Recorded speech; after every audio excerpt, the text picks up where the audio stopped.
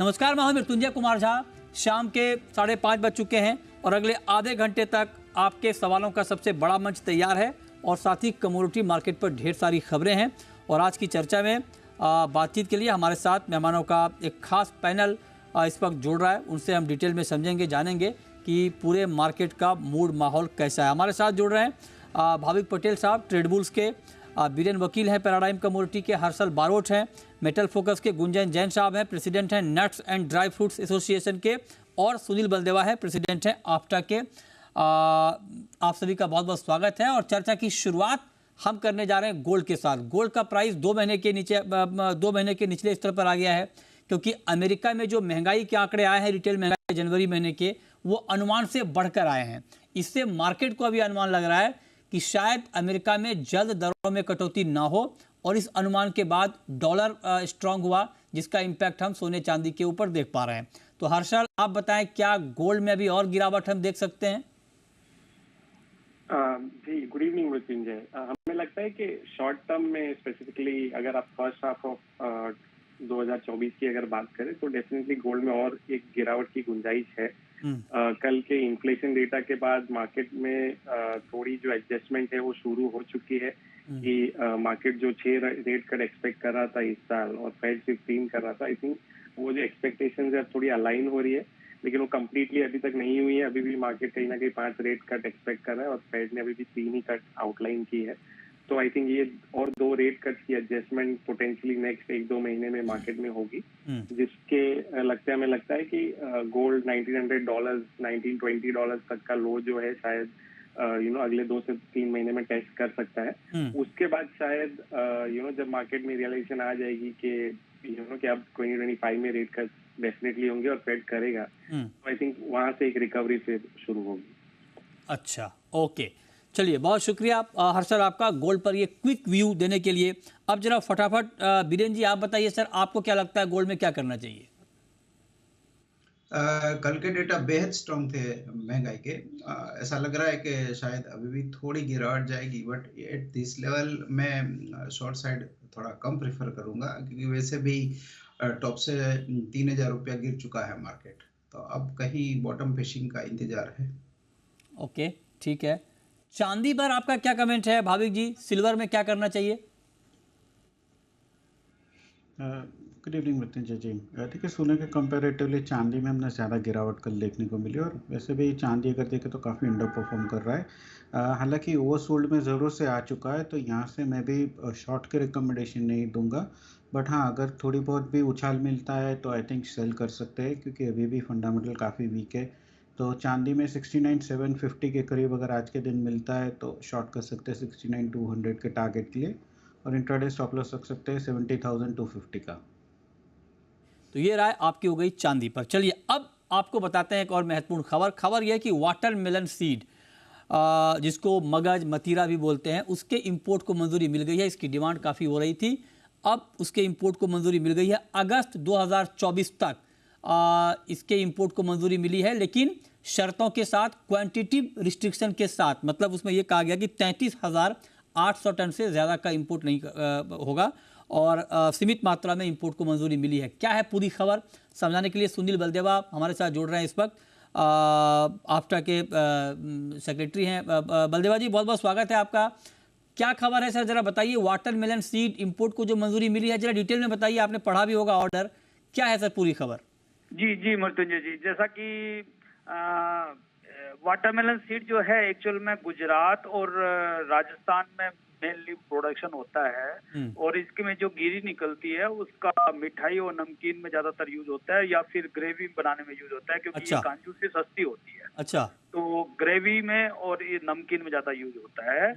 करीबन 150 छोटी छोटी मिलें हैं जो जोधपुर में और आसपास है, जिसको कच्चा माल मिल नहीं रहा था ताकि वो मिलें चला सके, क्योंकि कुछ तो 4-5 बड़े प्लेयर ने माल का स्टॉक कर रखा था। अच्छा, और वो ही सरकार को शायद गलत इंफॉर्मेशन दे रहे थे कि इसको लेट खुलना चाहिए। अच्छा, लेकिन मेरे पास सभी ने संपर्क किया और बताया कि यदि लेट खुलेगा तो जुलाई और अगस्त में किसानों की बिजाई होती है, उस समय यदि खोला गया इसको तो किसानों को हानि होगी। ओह, तो हमने भी और राजस्थान के कई व्यापारियों ने, कई एसोसिएशन ने मिलके अच्छा, सरकार को ये सारा रिप्रेजेंटेशन दिया कि इसको यदि आपको खोलना है, यदि भाव को कंट्रोल करना है, क्योंकि 2 साल पहले इसके भाव जो थे 60-70 हुआ करते थे। अभी 10 दिन पहले इसके भाव जो थे 370 तक गए। सरकार में किन से संपर्क किया था आप लोगों ने, किनको दिया था प्रेजेंटेशन? एग्रीकल्चर मिनिस्ट्री में और कॉमर्स मिनिस्ट्री में, दोनों जगह ही हमने रिप्रेजेंटेशन दिया था, क्योंकि ये एग्रीकल्चर का और कॉमर्स का ही इसका डिवीजन होता है। अच्छा, तो दोनों जगह हमने इसको प्रेजेंटेशन देके ये कहा गया कि क्योंकि ये मिलों को लिए ही अलाउ होना चाहिए, जो एक्चुअल यूजर है उनके लिए होना चाहिए। तो आपने देखा होगा कि ऑर्डर में भी साफ लिखा हुआ है कि एक्चुअल यूजर को, राइट, एक्चुअल यूजर है वही लेगा, और उसके लिए उसके पास वैलिड लाइसेंस होना चाहिए। अच्छा, और पहले उसने काम कर रखा है उसका भी उसको प्रूफ देना पड़ेगा, रिकॉर्ड दिखाना पड़ेगा। उसने काम कर रखा है और उसका जीएसटी भी उसने पेड कर रखा है। अच्छा, ठीक तो है। सरकार ने काफी ट्रांसपेरेंसी का काम किया है। अच्छा, ये जो मात्रा है सुनील जी 33,800 टन, ये ठीक मात्रा है या आपको लगता है कुछ कम है?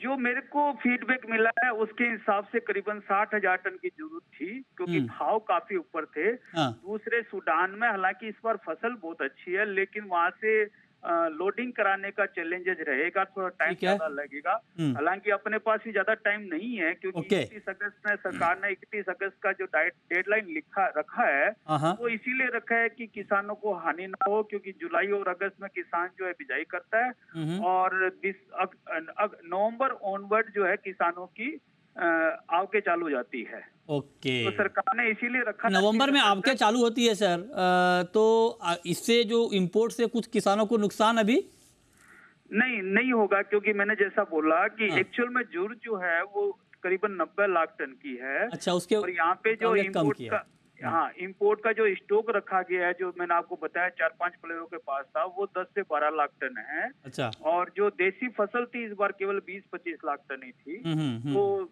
55 से 60 लाख टन की जरूरत थी, लेकिन सरकार ने चूंकि 35,000 टन दिया है, ठीक है, इसलिए मुझे लगता है कि भाव में तो बहुत ज्यादा गिरावट नहीं आएगी। ऑलरेडी जो है 370 का 300 हो चुका है, ये शायद 250 हो जाए।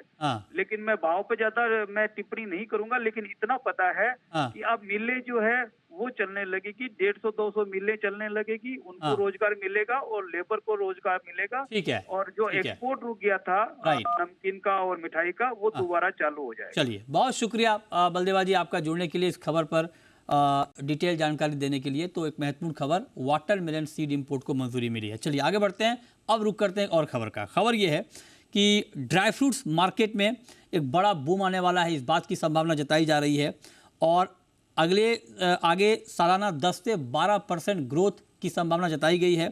और ये संभावना खुद जो ड्राई फ्रूट्स काउंसिल है उन्होंने जताई है।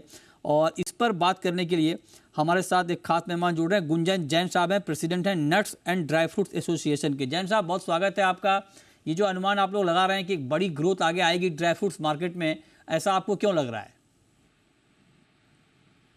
गुंजन, हेलो, हाँ जी सर, ऐसा आपको क्यों लग रहा है कि ड्राई फ्रूट्स लोग खूब खाएंगे, मार्केट में ग्रोथ की बड़ी संभावना आपने जताई है, क्यों?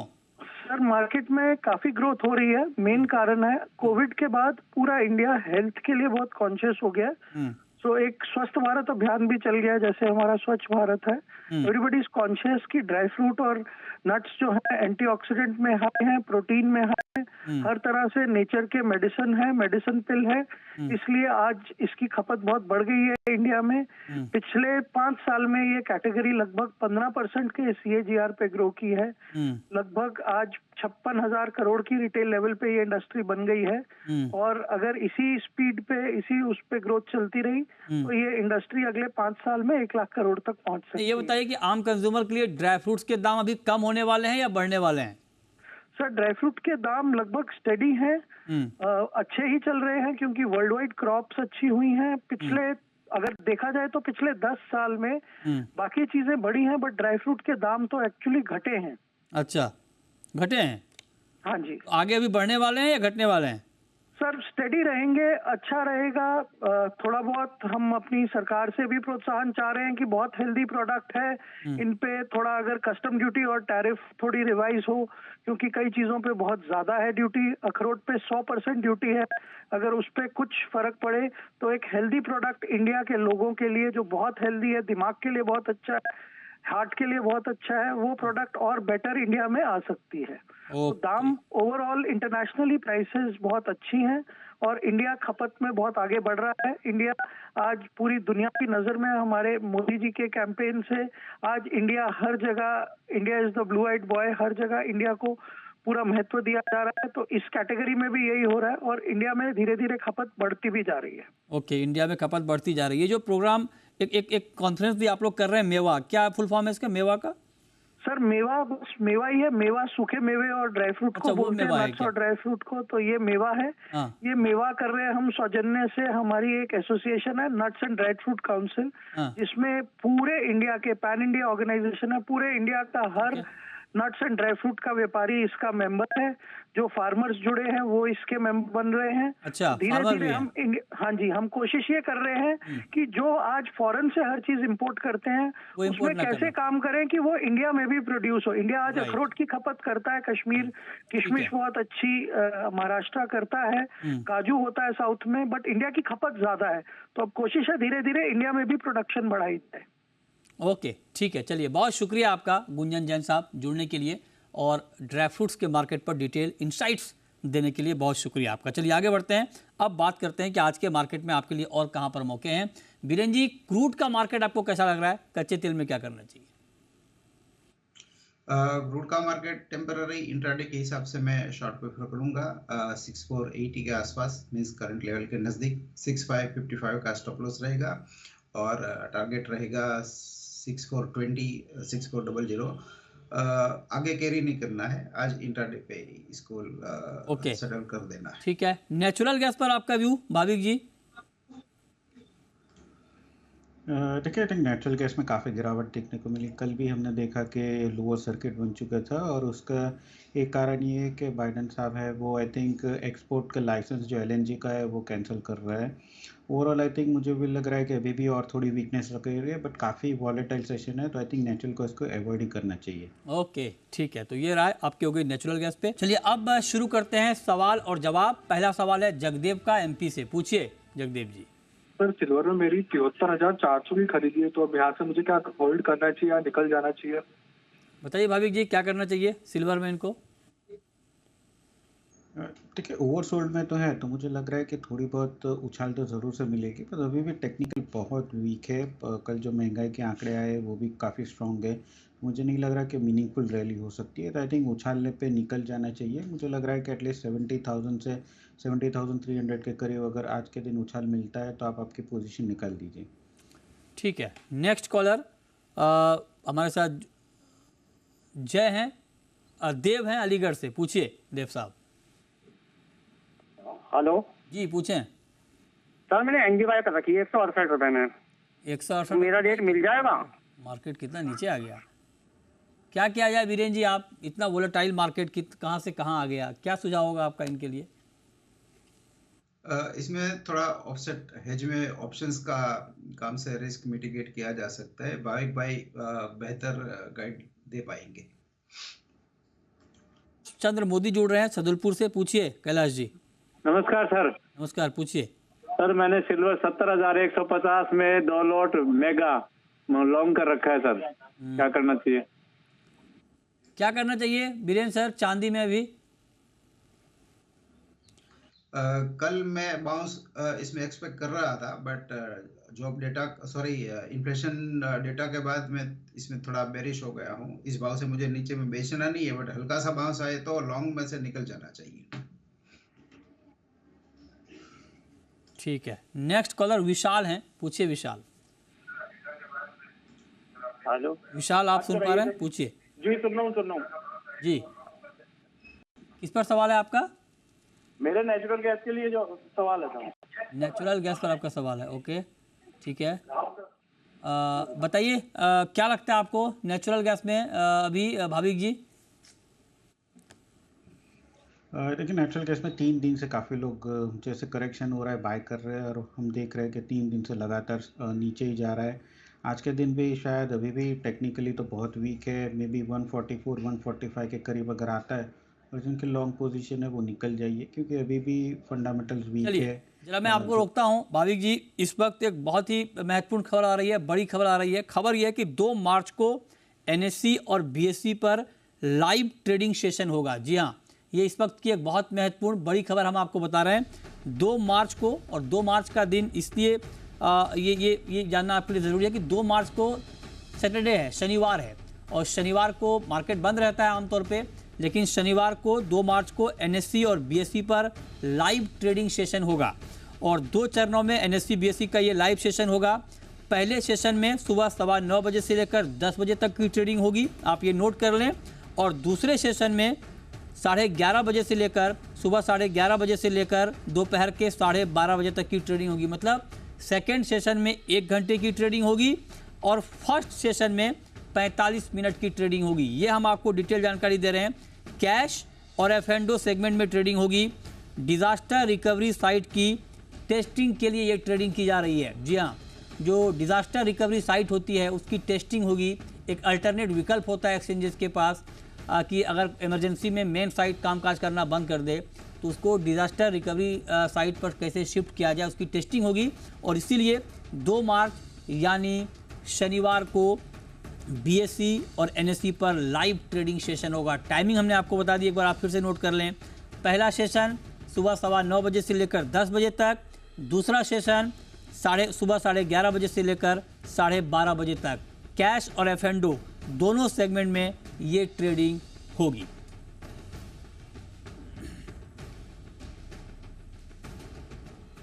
चलिए आगे बढ़ते हैं। बालकृष्ण हमारे साथ जुड़ रहे हैं राजस्थान से। पूछिए बालकृष्ण जी। हाँ जी, गुवार 7,000 की उम्मीद करके बैठे जी। गुवार 7,000? पहले बहुत लोग लगा के बैठे हैं, किसान भी इसी उम्मीद में है। बताइए बीरेन जी, ग्वार के अच्छे दिन आएंगे? फिलहाल थोड़ी रिकवरी आई है, बट ये 7,000 का लक्ष्य काफी दूर लग रहा है। पहले तो मॉनसून देखना पड़ेगा, मॉनसून कैसा रहता है उसके बाद आगे सोचेंगे। अच्छा ठीक है, देखते हैं आगे क्या होता है। आगे बढ़ते हैं, बात करते हैं कुछ और। अच्छा, प्रसाद जुड़ रहे हैं कोल्हापुर से। पूछिए प्रसाद जी। हेलो जी, पूछें। गोल्ड में करंट लेवल मार्केट पर क्या करना चाहिए? गोल्ड में करंट लेवल पर क्या करना चाहिए? अच्छा, क्या करना चाहिए बीरेन जी आपके हिसाब से गोल्ड में? सर फिलहाल मार्केट डाउन है, बट मैं पोजिशनल ज्यादा प्रेफर करता हूं, तो मैं शॉर्ट टर्म ट्रेड नहीं करूंगा। मैं बॉटम फिशिंग यानी अच्छे बार्गेन बाई का इंतजार कर रहा हूं। अच्छा ठीक है, ओके, इस पर आप नजर रखिए। आगे बढ़ते हैं और अब बात करते हैं मसालों की। मसालों में क्या हो रहा है भाविक जी? जीरा, धनिया, टर्मरिक। देखिए, जीरा में अभी भी मुझे लग रहा है कि वीकनेस कंटिन्यू रहेगी, क्योंकि इस बार जो क्रॉप है वो बम्पर क्रॉप है। इनफैक्ट डोमेस्टिक डिमांड भी कम हो गई है, और जो इंटरनेशनल डिमांड है फ्रेट चार्जेस की वजह से भी अभी बहुत कम है। तो मुझे बहुत तेज़ी इसमें दिख नहीं रही है। आई थिंक ज़्यादा से ज़्यादा अगर ऊपर भी देखे तो 28,000 तक ही मुझे लग रहा है। तो मुझे लग रहा है कि जीरा को अभी भी हर उछाल पे बेचना चाहिए। नीचे मैं एक्सपेक्ट कर रहा हूँ कि 23,500 से 22,000 के लेवल्स आ सकते हैं, बट ओवरऑल आई थिंक धनिया में मुझे थोड़ा पॉजिटिव लग रहा है। इस बार कम प्रोडक्शन है, तो धनिया में अगर नीचे 73 से 7200 के करीब आता है तो एक बार लॉन्ग कर सकते हैं। 7100 के स्टॉप लॉस, टारगेट वापस से रख सकते हैं 7600 का। ओके ठीक है, तो इस पर आप नज़र रखिए। और जीरा 345 रुपये गिरकर बंद हुआ है 25,200 के लेवल पे। लगातार इसमें गिरावट का माहौल बना हुआ है। बीरेन जी, आपका व्यू, अगर मैं पोजिशनल ट्रेड के पॉइंट ऑफ व्यू से पूछूं तो बुलियन में क्या होगा, खास करके गोल्ड में आपका व्यू पोजिशनल ट्रेड के लिए क्या है? कन्विंसिंगली बुलिश हूं मैं। ये अप्रैल मई में बॉटम आउट हो जाना चाहिए। यहाँ से डिसेंट अपसाइड दिख रही है। अच्छा, आपका क्या व्यू है पोजिशनल भाविक जी गोल्ड पर? जी, मुझे भी लग रहा है एटलीस्ट नीचे 61,000 से 60,500 मुझे लग रहा है शायद वो टेस्ट कर सकता है। तो यहाँ से अगर करेक्शन भी देखें तो ज़्यादा नहीं है, 2 से 3% की करेक्शन है, और अपसाइड अभी भी मुझे लग रहा है गोल्ड काफ़ी रेजिलिएंट है, तो वापस से 62,500 से 63,000 के करीब आ सकता है। तो आई थिंक डिप मिलता है तो बाय करना चाहिए। यहाँ से शॉर्ट सेलिंग अभी पोजिशनली नहीं लग रहा है मुझे। ठीक है, नेक्स्ट कॉलर दीपक हैं महाराष्ट्र से। पूछिए दीपक जी। हेलो जी पूछिए। Good evening sir. कपास कली क्या ये 2200 रुपये 2300 रुपये पे मिलेंगे क्या इसमें, और उसके आगे आउटलुक क्या है मई जून का? क्या आउटलुक है सर बीरेंद्र सर कपास खली पर आपका? ये अभी बॉटम आउट हो रहा है। कल भी मैंने कहा था कि इस लेवल पे मैं थोड़ा सा बुलिश हूँ। लगातार 3-4 महीने से बाजार मंदी में था, अब शायद थोड़ा टर्न अराउंड आया है। ओके ठीक है, आगे बढ़ते हैं। मनीष हैं हमारे साथ जुड़ रहे हैं अहमदाबाद से। पूछिए मनीष जी। हाँ मनीष बोल रहा हूँ। मैंने कल भी पूछा था 61,300 आएगा, अब ये पूछ रहा हूँ 60,300 आएगा सर क्या? कमाल है, वाह। बताइए भाभी जी, 60,300 गोल्ड देख रहे हैं आप? जी कह नहीं सकते कि नहीं आ सकता है, बट यस अभी भी मुझे लग रहा है कि अगर थोड़ा करेक्शन आता है तो बाई करना चाहिए। 60,300 तक तो नहीं लग रहा है, बट 60,500 से 61,000 के बीच में थोड़ा सपोर्ट ले सकता है। ओके ठीक है, तो ये राय आपकी हो गई गोल्ड पे। बहुत शुक्रिया भाविक जी आपका, वीरेंद्र जी आपका जुड़ने के लिए और तमाम सवालों के जवाब देने के लिए। तो फिलहाल इस शो में इतना ही।